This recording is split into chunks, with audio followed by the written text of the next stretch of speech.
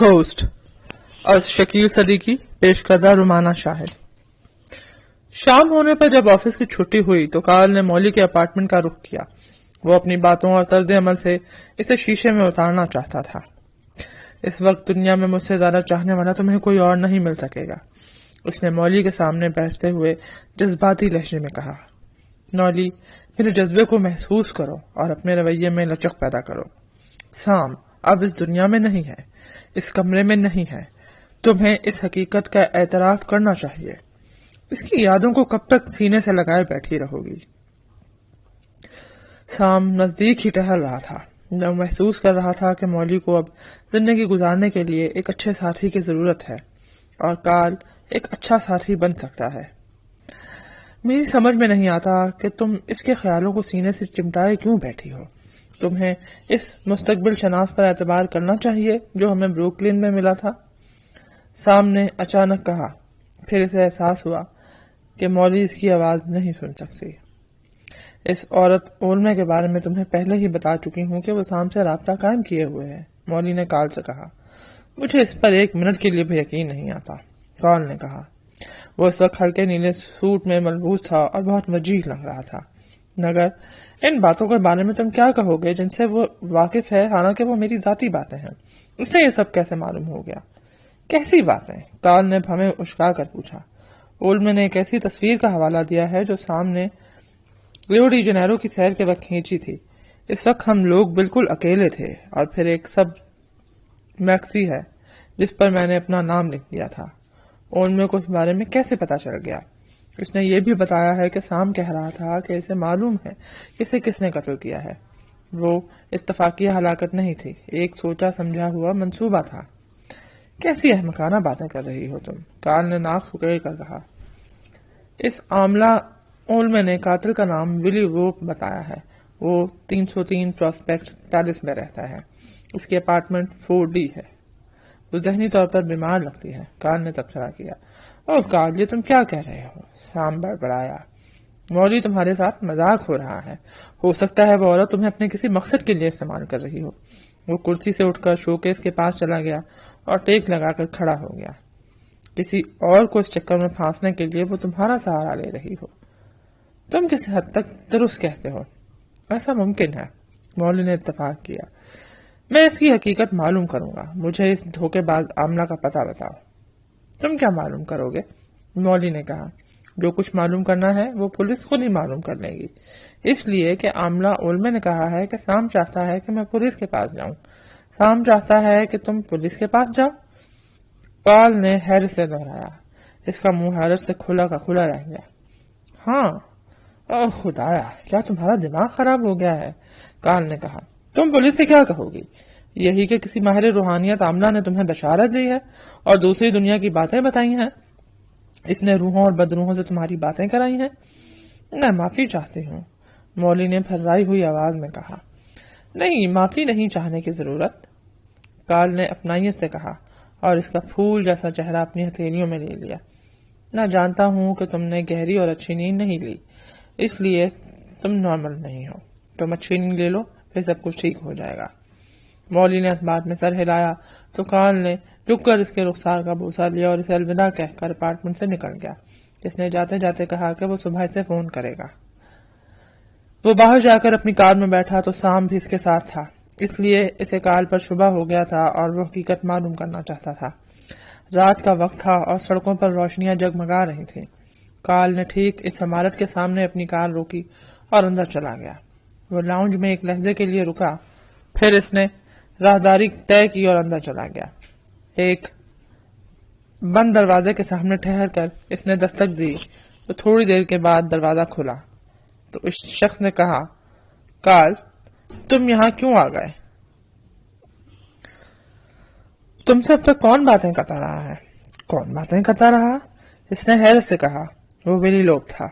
اس وقت centre table پر اس نے کھانے کی چیزیں سجا رکھی تھیں اور کھانے میں مصروف تھا۔ کوئی شخص تمہارے متعلق سب کچھ جانتا ہے، کارل نے کہا۔ اسے یہ کیسے معلوم ہوا؟ میں نے تو کسی سے کوئی بات نہیں کی، ولی بولا۔ اسی لمحے سام پر انکشاف ہوا کہ وہ جس کارل کو اب تک اپنا سمجھتا تھا اور جس کی محبت میں سے کچھ سجھائی نہیں دے رہا تھا، اس کا دشمن تھا اور اس کے قاتل سے سوال و جواب کر رہا تھا۔ اسے یقین تھا کہ اس کا قتل کسی گہری سازش کا نتیجہ ہے اور کوئی تیسری ہستی اس کے پیچھے ہے، لیکن یہ اس کے وہم و گمان میں بھی نہیں تھا کہ وہ شخص کال ہو سکتا ہے، اس کا سب سے نزدیکی دوست۔ اس نے سانپ بن کر اسے ڈس لیا تھا۔ ایک عاملہ اولمہ یہ جانتی ہے کہ تمہارا نام کیا ہے اور تم کہاں رہتے ہو۔ یہ تو کوئی بات نہیں ہوئی، اس نے پنیر کا ایک ٹکڑا منہ میں ڈالتے ہوئے کہا۔ بہت سی عورتیں جانتی ہیں کہ میں کہاں رہتا ہوں، میں مذاق نہیں کر رہا ہوں، وہ اس قتل کے بارے میں بھی جانتی ہے۔ کال نے ہونٹ سکیڑ کر کہا، تم اس چڑیل کا سراغ لگاؤ اور وہ جو کوئی بھی ہو اس سے چھٹکارا پانے کی کوشش کرو۔ اس وقت میرے کمپیوٹر میں $4 کروڑ ہیں۔ اگر مجھے اس شخص کا اکاؤنٹ کا کوڈ نہیں ملا اور وہ رقم جلد ہی ٹرانسفر نہیں کی گئی تو میں مر جاؤں گا، بلکہ ہم دونوں ہی مر جائیں گے۔ تو تم اتنا بتا کیوں نہیں دیتے کہ تم آسانی سے رقم حاصل نہیں کر سکتے، مگر تم تعاون کیوں نہیں کر رہے ہو میرے ساتھ؟ کال نے برہمی سے کہا، تم نے ایک شخص کو ہلاک کیا، مگر ساتھ ہی تمہیں اس کا پرس بھی چرانا تھا تاکہ دوسرا کام بھی ہو جاتا۔ میں نے اسے تمہارے کہنے پر ہلاک کیا تھا، ولی لوپ نے اپنی جگہ سے کھڑے ہوتے ہوئے جارحانہ انداز میں کہا، مگر اب تم اتنے پریشان کیوں ہو؟ اس لیے کہ منشیات فروشوں کو ایک گروہ کا معاملہ ہے اور مجھے انہیں ایک بھاری رقم پہنچانی ہے۔ کال نے بے بسی سے کہا، رقم ادا نہ کرنے کی صورت میں وہ مجھے ہلاک کر دیں گے۔ اس نے توقف سے کہا، میری ملازمت داؤ پر لگی ہے، میں جیل بھی جا سکتا ہوں۔ اگر اس اکاؤنٹ کا کوڈ نمبر مل جائے تو منشیات فروشوں کو رقم ادا کرنے کے بعد میں بہت بڑی رقم کا مالک بن جاؤں گا۔ میں پھر کوشش کروں گا۔ نہیں، تم مجھے شام کے اپارٹمنٹ کی چابی دے دو، میں کوڈ بک خود حاصل کر لوں گا۔ وہ اپنی ذاتی ڈائری میں نمبر لکھا کرتا تھا۔ کال بولا۔ ولی لوپ موڑا اور اس نے میز کی دراز کھول کر چابی نکالی اور کال کی طرف اچھال دی۔ کال نے چابی کیچ کر لی، پھر وہ مڑا اور دروازہ کھول کر باہر نکل گیا۔ سام اس کے ساتھ ہی باہر نکلا۔ اس پر انکشاف ہو چکا تھا کہ جسے وہ دوست سمجھتا تھا وہ اس کا جانی دشمن تھا، اسی کے اشارے پر اسے ہلاک کیا گیا ہے۔ کیوں تم میرے دشمن بن گئے؟ اس نے چیخ کر کہا اور کال کو مکے مارنا شروع کر دیے۔ اس کی آواز کال کے کانوں تک نہیں پہنچی اور نہ ہی اس کے مکوں کا کوئی اثر اس پر ہوا۔ سام اپنے ہی زور میں کئی بار سڑک پر گر پڑا۔ کال اس کے وجود سے آگاہ نہیں تھا۔ وہ کار کا دروازہ کھول کر اندر بیٹھا اور کار سٹارٹ کر کے وہاں سے چلا گیا۔ سام ہوا میں کلا بازیاں کھاتا رہ گیا۔ مولی نے کھنکار کر اپنا حلق صاف کیا اور پولیس انچارج سے بولی، دیکھو مجھے ان باتوں پر خود اعتبار نہیں ہے، لیکن اول میں وہ عورت جو ماہر روحانیت ہے سچ کہتی معلوم ہو رہی ہے۔ وہ انچارج کے سامنے بیٹھی تھی جو فربا اور عمر رسیدہ تھی، مگر ساتھ ہی بےحد متحمل اور بردبار۔ اس نے مولی کے بیان دیتے وقت اس پر کوئی تبصرہ نہیں کیا اور پرسکون انداز میں اسے دیکھتا رہا۔ مولی کی دائیں جانب پولیس انچارج کی سیکریٹری بیٹھی تھی۔ دوسرے گوشے میں ایک میز پر ٹائپ رائٹر رکھا تھا اور ایک کمرے سے ملحقہ دوسرے کمروں میں سٹاف تھا اور پھر ریکارڈ روم۔ اگر اس عورت کی باتوں میں کوئی سچائی نہ ہوتی تو میں اپنے اپارٹمنٹ سے اتر کر کبھی نیچے نہ آتے۔ انچارج اب بھی خاموشی سے کافی پیتا رہا اور اس نے کسی رد عمل کا اظہار نہیں کیا۔ میں یہ جاننے سے قاصر ہوں کہ تمہیں میری بات پر اعتبار آیا یا نہیں اور تمہیں میرا بیان کیسا لگ رہا ہے، لیکن حقیقت یہ ہے کہ مجھے بھی یہ سب کچھ عجیب تھا لگ رہا ہے۔ لیکن کیا یہ حیرت انگیز بات نہیں ہے کہ اس عورت کو ایسی باتیں معلوم ہیں جو اسے معلوم نہیں ہونا چاہیے؟ وہ ذاتی باتیں ہیں اور سام نے مجھ سے تنہائی میں کی ہیں۔ مولی اس وقت چست پتلون اور سفید دھاری دار قمیض میں ملبوس تھی۔ تو اس ماہر روحانیت عورت کے مطابق بھوت اور روحیں تمام جگہوں پر ہوتی ہیں؟ دفتن پولیس انچارج کی سیکریٹری نے پوچھا۔ اس کا لہجہ استہزائیہ تھا۔ مولی کی کن پٹیاں سلگنے لگیں، لیکن اس نے خود کو قابو میں رکھا اور اس بات میں سر ہلا دیا۔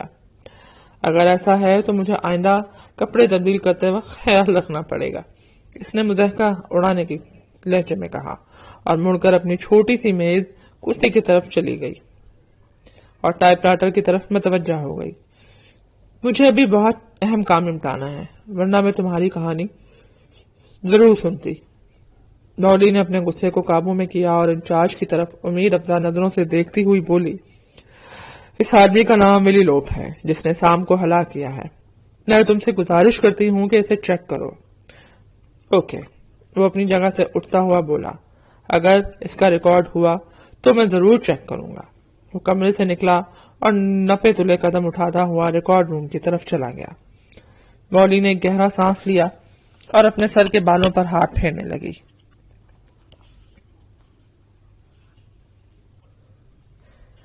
کارل نے سام اور مولی کے اپارٹمنٹ پر پہنچنے کے بعد الماری کی خفیہ دراز کھولی اور اس نوٹ بک کو نکال لیا جس پر سام اہم کوڈ نمبروں کا اندراج کرتا تھا۔ اسے جن نمبروں کی تلاش تھی وہ بیچ کے صفحے پر درج تھے۔ اس نے عجلت میں وہ صفحہ نوٹ بک سے پھاڑ لیا اور خفیہ دراز کو پہلے کی طرح سے بند کر دیا۔ تھوڑی دیر بعد وہ اپنا کام کر کے اپارٹمنٹ سے باہر نکل رہا تھا۔ سام کا قریبی دوست ہونے کی بنا پر اسے یہ معلوم تھا کہ وہ اپنی اہم چیزیں کہاں رکھتا ہے۔ اس کے لیے وہ اپارٹمنٹ میں اجنبی نہیں تھا، وہ اس کے تمام گوشوں سے واقف تھا، اس لیے اس نے اپنا کام نہایت آسانی سے کر لیا۔ جب وہ وہاں سے واپس جا رہا تھا تو بہت خوش تھا۔ انچارج ریکارڈ روم سے ایک فائل نکال کر لایا اور اس نے وہ فائل مولی کے سامنے رکھ دی۔ وہ علمے کے بارے میں تھی اور اس پر جگہ جگہ اس کی تصاویر بھی چسپاں تھی۔ یہ تم کیا اٹھا لائے ہو؟ مولی نے پوچھا۔ ویلی لوب کی رپورٹ کہاں ہے؟ اس کی رپورٹ بک پولیس کے ریکارڈ میں نہیں ہے، وہ سکون سے بولا۔ البتہ یہ ممکن ہے کہ وہ اس عورت کا بوائے فرینڈ ہو اور عورت اس سے چھٹکارا کرنا چاہتی ہو۔ مولی بڑبڑا کر رہ گئی۔ اس عورت علمے کی رپورٹ تمہارے سامنے ہے، اس نے کہا، پھر اس کی ورق گردانی کرتا ہوا بولا۔ 67 میں اسے دھوکے باز قرار دیا گیا۔ وہ جعلی شناختی کارڈ بھی فروخت کرتی تھی۔ 71 میں اسے جیل ہوئی، فراڈ کے سلسلے میں سزائیں ہوئی۔ 74 میں پھر 10 ماہ کی سزا ہوئی۔ یہ ناممکن ہے، وہ تو بس خاص خاص باتیں جانتی ہے۔ سوال یہ پیدا ہوتا ہے کہ اسے یہ سب باتیں کیسے معلوم ہوئی؟ مولی پھر الجھنے لگی۔ ایسے لوگ ستاروں کی باتیں بھی بتا دیتے ہیں، وہ بہت کچھ کر لیتے ہیں۔ ان کا قافیہ اور چہرہ شناسی بہت تیز ہوتی ہے۔ وہ یہ بھی جان لیتے ہیں کہ آج ہم نے ناشتے میں کیا کھایا تھا۔ نہیں، ایسا نہیں، ناشتے والی کوئی بات نہیں ہے، مولی نے نفی میں سر ہلاتے ہوئے کہا۔ اس سویٹر کے بارے میں جانتی ہے جو میں نے بنا تھا اور جو بڑا ہو گیا تھا۔ وہ ایسے گانے گاتی ہے جو سام میرے سامنے گایا کرتا تھا۔ آخر وہ یہ سب باتیں کیسے جان گئی؟ ضبط کرنے کے باوجود اس کی آنکھوں سے آنسو روا ہو گئے۔ اگر تم میری باتوں سے دھچکا پہنچا ہے اور دل آزاری ہوئی ہے تو میں معافی چاہتا ہوں، پولیس انچارج نے کہا۔ یہ بھی حقیقت ہے کہ ان لٹیروں پر لوگوں کی بہت یقین ہوتا ہے، وہ ان پر آنکھیں بند کر کے اعتماد کر لیتے ہیں۔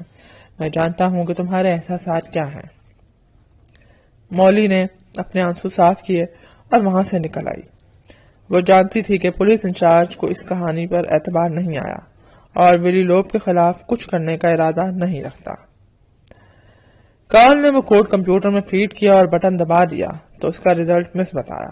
جس نے فون کی طرف ہاتھ بڑھایا اور اس کا ریسیور شانے اور کان کے درمیان پھنسا کر نمبروں پر انگلی مارنے لگا۔ تھوڑی دیر بعد نمبر مل گیا تو اس نے کہا، ہیلو، میں کارل بول رہا ہوں۔ کیا بات ہے؟ ہر ایک چیز ٹھیک ہے اور معاملہ سیٹ ہو گیا ہے۔ اب بتاؤ کیا کرنا ہے اور تم کیا چاہتے ہو؟ تم رقم کو ایک سنگل اکاؤنٹ میں ٹرانسفر کر دو۔ اکاؤنٹ ہولڈر کا نام ریٹا ہیلر ہے، دوسری طرف سے آواز آئی۔ کارل نے اسے اپنے پیڈ پر نوٹ کر لیا۔ کل جب بینک بند ہو رہا ہوگا اس سے 5 منٹ پہلے ساری رقم فرسٹ آئی لینڈ بینک ناساؤ میں ٹرانسفر کر دینا۔ Register number 48695880۔ پھر جب تم یہ کام کر لینا تو ہمیں فون کرنا۔ میں سمجھ گیا۔ اب تم مسٹر پورٹری کو آگاہ کر دو کہ ہم اب کوئی مسئلہ نہیں ہے۔ میں آگاہ کر دوں گا، شکریہ، کارل نے کہا اور ریسیور کریڈل پر رکھ دیا۔